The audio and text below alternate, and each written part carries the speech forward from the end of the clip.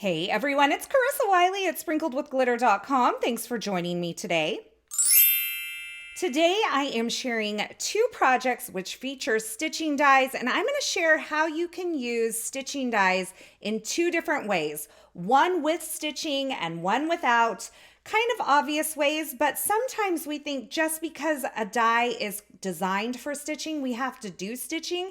And I'm going to show you today that that is not the case. For both of these cards, I'm going to be using the brand new Stitched Numbers and More from Spellbinders, along with some of the stitch alphabets that they previously released. And I'll have all of this linked in the description below. And I've decided on a really beautiful springy color palette, which features grapefruit, nectar, citrine, and tide pool. And I will have these colors linked below as well. I'm going to be combining that with some ivory cardstock as well as some white. So I'm going to be mixing in both the ivory and the white for my neutrals. And I am just arranging the letters and the numbers that I'm using onto the various cardstocks, and then I die cut them out. So for this card, I am creating a happy birthday card. So it's going to say HB to you, using that 2 from the new Stitched Numbers and More. And I've die cut the shadow layers from the colored cardstock, and I've die cut the stitching layers or the top layers from the ivory as well as a layer of white cardstock. I'm going to stack these up because when I am doing stitching on a die cut, I do like a couple layers of cardstock to give me a little bit of heft so that I'm not bending the cardstock as I'm doing my stitching. Now, I used my little dual end embellishment tool from Pink Fresh Studio to pop out all those little hanging chads. And I'm going to use some liquid glue to adhere these two layers together before I begin my stitching. And I'm going to do this with all of the letters and numbers that I'm using on this card. Now, as I work through this layering up, I'm going to take some acrylic blocks and kind of lay them on top of my die cuts as that glue sets up so that I make sure that everything's adhered really nicely. And I did want to point out that I actually cut 2 of the shadow layers as well to give them a little bit of bulk and heft. Now, you don't have to use the colored cardstock for both of these layers. In fact, later on, I end up going and adding a couple more layers behind this of white cardstock. So you could die cut these out of white cardstock and it would be totally fine as well. So once I have everything layered up, this is what all of these numbers and letters look like. I think it is so beautiful. And this is even without the stitching. Now for my stitching, I'm going to add some gold stitching. And so I'm using the DMC Diamante light gold thread here. And I'm using a double layer in my needle. And I am going to start by coming up the back of one of these outer circles. They kind of make these little flower patterns or starburst patterns when you add the stitching into them. And before I continue with my stitching, I'm just going to use a little piece of score tape on the back to hold the ends of my thread on the back of this die cut so that I'm not worried about pulling them through as I work on my stitching. So once I have that poked up and brought through the back side, I'm going to go back down through the center of this pattern that it's created. And these dies are really great because not only do they poke out the little holes for all the stitching, but they also kind of impress a little line that shows where your stitched line goes. Now this is beneficial because not only does it show you if you're going to stitch where to put them, but if you're not stitching, it adds a little detail to the die cut as well.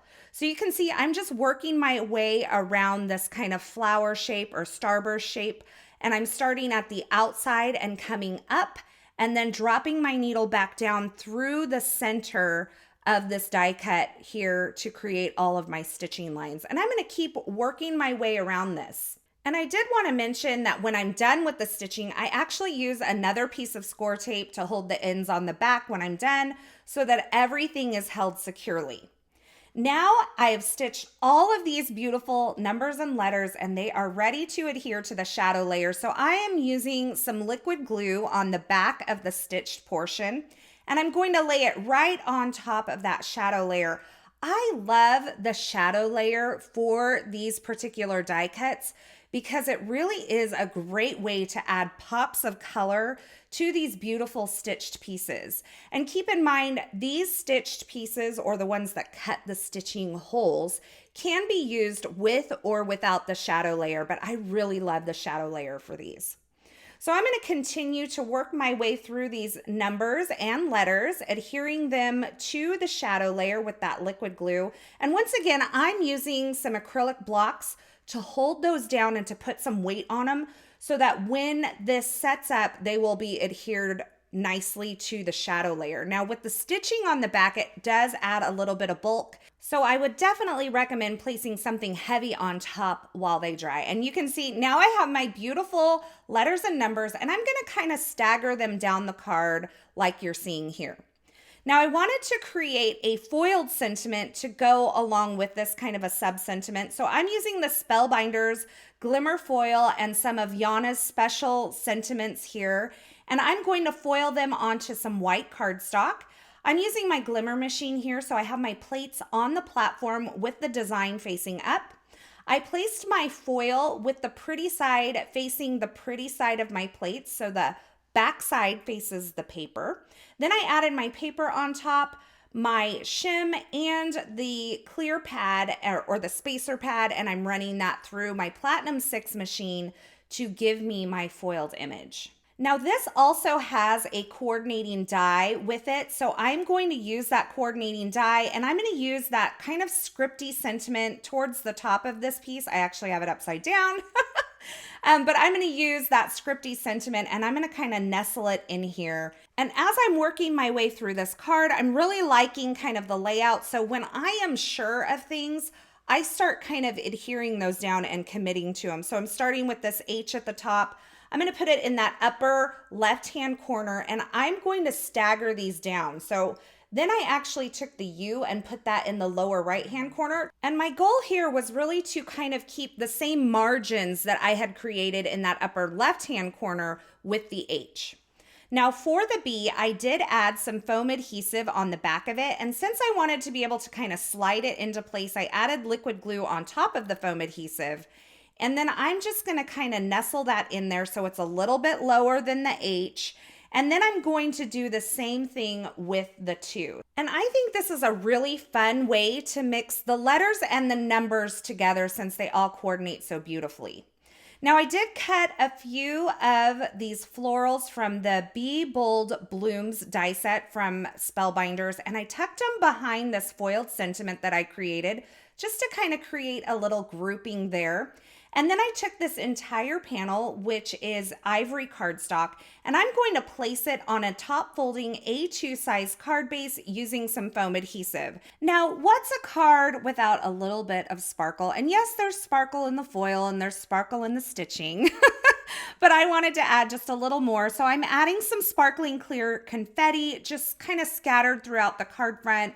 And that finishes off my first card, which features these stitch numbers and more using stitching on the dies. But I am going to show you now a second card that features these same dies, the same color palette, but with no stitching. So this time I've die cut the shadow layers from grapefruit cardstock and those stitching layers from nectar cardstock.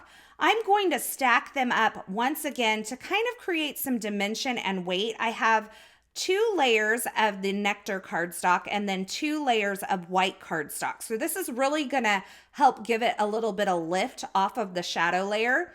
You could try to use some foam adhesive on this, but honestly, there are so many little holes that you would have to work around that I think stacking these die cuts up is really the way to go if you want to add dimension to these.